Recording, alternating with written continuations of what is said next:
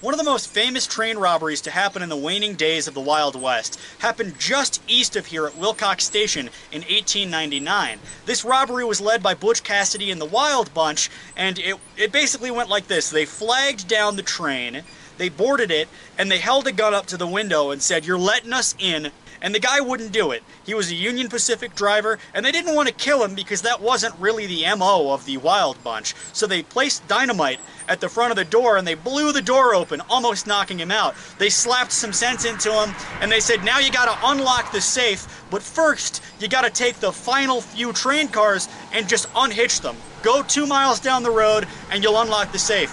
And he did that, and when they got 2 miles down the road, the guy said, "Well, I don't know the combination. I'm just the driver." So they understood that he probably wasn't lying. They slapped him around a bit. They blew the back off the safe, but they used too much dynamite and money was everywhere. And the town of Medicine Bow was just a couple miles away, and they knew that the law would be on their tail if they didn't hurry up, so they're scrambling, picking up money, and they go up to Hole in the Wall, Wyoming, very likely, with about $30,000 to $50,000 worth of ill-gotten goods. The locals up in that part of the state really objected to their presence, to the presence of these barons. So when people were robbing Union Pacific, when people were robbing the minor payrolls that went to these huge companies, when people were robbing the cattle barons and rustling and getting away with it, they said basically, "You're welcome here anytime you want." So a lot of even the sheriffs up there refused to go up to Hole in the Wall, Wyoming to pursue them.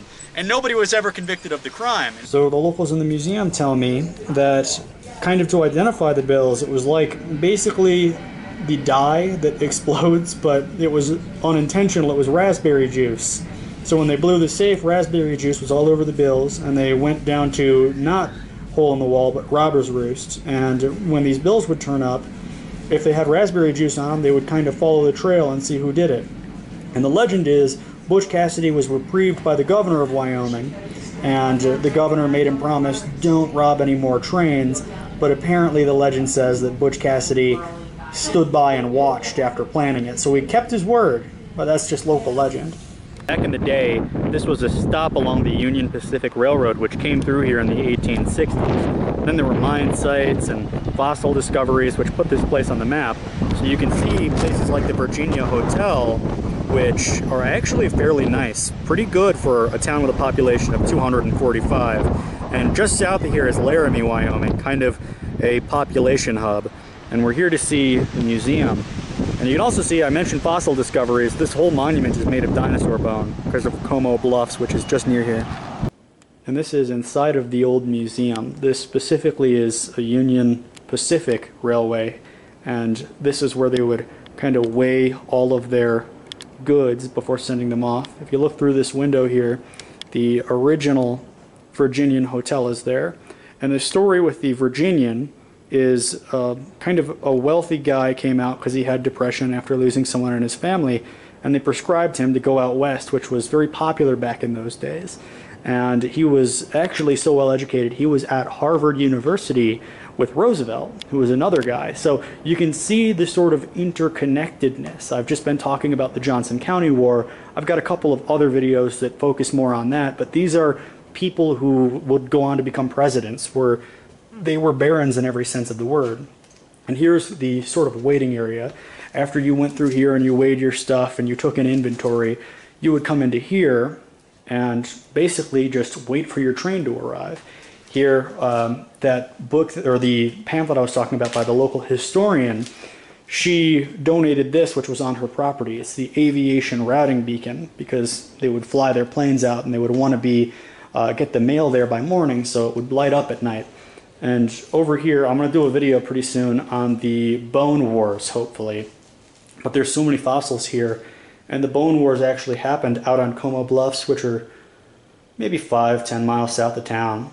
And the Bone War was so intense that they were destroying them, blowing them up so their competitors wouldn't get them, throwing rocks at each other, the scientists, and it actually almost reached firing, bullets at each other. They destroyed each other's careers over the decades, but this whole building here used to be 5 feet from the tracks, which are now just out there.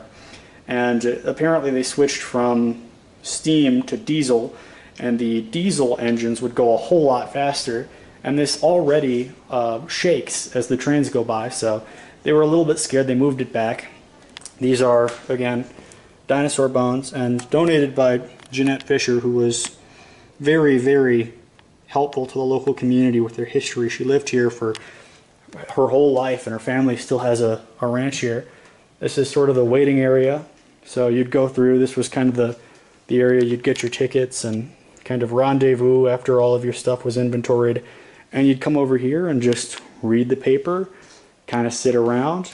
And again, we came here because this is a little bit of history of the train robberies that Butch Cassidy, the Wild Bunch, did. Butch Cassidy apparently just sat by, watched it happen because he agreed to the governor that he wouldn't rob any more Wyoming trains, and he was a man of his word. Over here you have just some more rooms they would probably have used for storage. The front was used for the Union Pacific employees. They just wanted to sleep there. They basically lived out here. It was a very small town. This is the only main display they have on the train robbery. I saw a similar one right up in the Johnson County Museum. And here's some documents about some of the last train robberies in the area. I think this one is Gentleman Bill Carlisle, who I've heard, that's the origin of the phrase, hands up. He kind of made that, and he was called a gentleman robber because he didn't like killing anybody. I don't believe he ever actually shot anyone. He would kind of get in there and intimidate them. And this is apparently one of the last robberies in town. And these are some more documents. And the robbery actually was by Carlisle. Jeanette Fisher, who still lives in Laramie, is a wealth of info on the subject, and she wrote this about it. And I've been told Carlisle was called the gentleman robber because he never robbed the passengers on the train. He would only rob the train itself. And you know, you joke, that's how you find a place to stay, because you build a good rapport with the community like that.